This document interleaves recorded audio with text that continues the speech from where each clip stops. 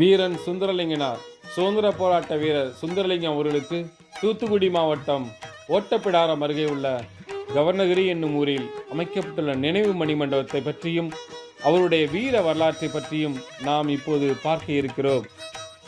வீரன் சுந்தரலிங்கம் தூத்துக்குடி மாவட்டம் பாஞ்சாலங்குறிச்சிக்கு அருகேயுள்ள கவர்னகிரி என்னும் ஊரில் 1771 ஆண்டு ஏப்ரல் மாதம் 16ஆம் நாள் பிறந்தார்.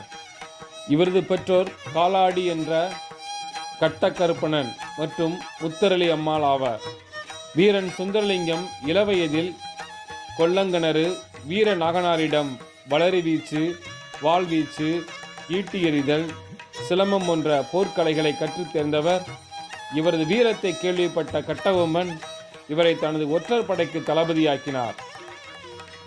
வீரன் சுந்தரலிங்கம் தனது வீரத்தாலும் மதிநுட்பத்தாலும் சீக்கிரமே கட்டபொம்மனின் அனைத்து படைகளுக்கும் தளபதியாக உயர்ந்தார்.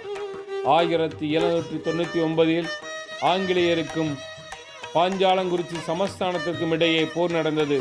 வீரன் சுந்தரலிங்கம் ஆங்கிலேய ஆயுத பலத்தை அழிக்க திட்டமிட்டார். பீரங்கி குண்டுகளுக்கு பயன்படுத்தும் வெடிமருந்து கிடங்கை அழித்துவிட்டால் ஆங்கிலேயரின் பலத்தை குறைத்து விடலாம் என கணித்தார். 1799 செப்டம்பர் 8ஆம் தேதி தனது மனைவி சண்முக வடிவுடன் சேர்ந்து வெடிமருந்து கிடங்கினை அழித்தார். ஆங்கிலேய படைகளால் வெல்ல முடியாத அந்த மாவீரனின் உயிர் விடுதலைக்கான வேள்வியில் வெடிமருந்து கிடங்கிலேயே அடங்கியது.